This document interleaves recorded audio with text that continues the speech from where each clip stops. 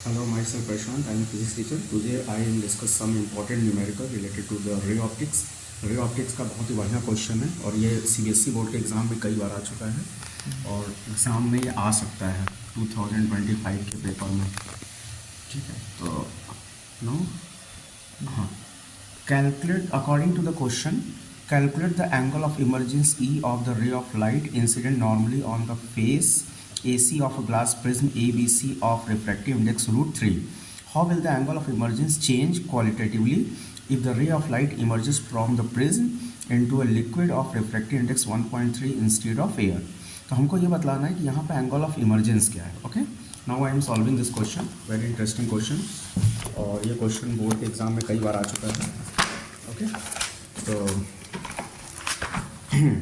तो according to the question first I will draw the diagram. तो हमें question में एक प्रिज्म दिया हुआ है, this is the 90 degree prism. ठीक है, इसका एक एंगल 90 डिग्री है और this is the face AC and this is the face AB। Okay, light is coming from rare medium, light जो है रेयर मीडियम से आ रहा है और नॉर्मल के अलॉन्ग आ रहा है। तो बताओ नॉर्मल के अलॉन्ग आ रहा है तो it means this angle is 90 degree और ये वाला एंगल 60 डिग्री दिया हुआ है। तो बताओ ये 60 डिग्री दिया है तो इसका मतलब ये क्या होगा, this is 30। Okay, and normal जो होता है सरफेस के क्या होता है, परपेंडिकुलर। तो ये नॉर्मल इस फेस AB के क्या होगा, परपेंडिकुलर। तो बताओ ये 90 है, ये 30 है, तो इसका मतलब ये क्या हो जाएगा, this is the 60। Okay, now he is asking this angle of emergence, हमसे ये पूछ रहा है कि एंगल ऑफ इमरजेंस कितना है। तो बताओ एयर का रिफ्रैक्टिव इंडेक्स कितना होता है, एयर का रिफ्रैक्टिव इंडेक्स होता है दिस इज द 1 और इस ग्लास का रिफ्रैक्टिव इंडेक्स कितना दिया हुआ है, आई थिंक √3 दिया हुआ है। तो ग्लास का रिफ्रैक्टिव इंडेक्स √3 दिया हुआ है। Now we are applying the Snell's law, हम लोग स्नेल्स लॉ अप्लाई करेंगे। तो from Snell's law we know that N2 by N1 is equal to sine I and upon sine R। Okay, this is sine I upon sine R। Okay, तो बताओ यहाँ पे N2 किसका refractive index है, rare medium का है और N1 किसका रिफ्रैक्टिव इंडेक्स है, ग्लास का है। तो हम लोग N2 की जगह 1 रख देंगे और N1 की जगह हम लोग √3 रख देंगे। और बताओ यहाँ I किसके इक्वल हो जाएगा, I यहाँ पे 30 डिग्री हो जाएगा विथ द नॉर्मल। ये कितना एंगल बना रहा है, 30 डिग्री ना। तो ये जो इंसिडेंट रे है वो इस नॉर्मल से 30 डिग्री का एंगल बना रहा है।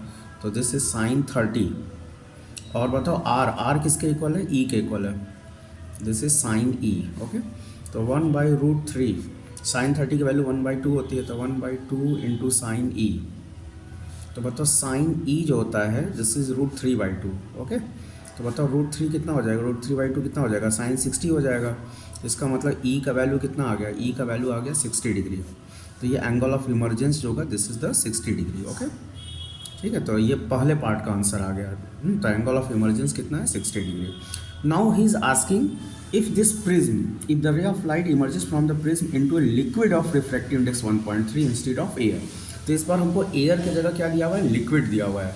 तो रिफ्रैक्टिव इंडेक्स क्या हो गया, चेंज हो गया। तो बताओ इन लिक्विड, तो बताओ light travelling from prism to the liquid. तो हम लोग रिफ्रैक्टिव इंडेक्स किसका लेंगे, लिक्विड का लेंगे with respect to the prism या with respect to the glass. वही सेम फॉर्मूला लगेगा, जैसे साइन, बताओ I कितना, I तो सेम ही रहेगा। तो I की वैल्यू कितनी है, 30 डिग्री। और बताओ यहाँ पे एंगल ऑफ इमरजेंस तुम्हारा क्या हो गया, एंगल ऑफ इमरजेंस तो चेंज हो गया। तो हम लोग इसको क्या लेंगे, E लेंगे। तो रख दो। तो लिक्विड का रिफ्रैक्टिव इंडेक्स कितना दिया हुआ था, 1.3 और ग्लास का रिफ्रैक्टिव इंडेक्स कितना दिया हुआ था, √3 ना।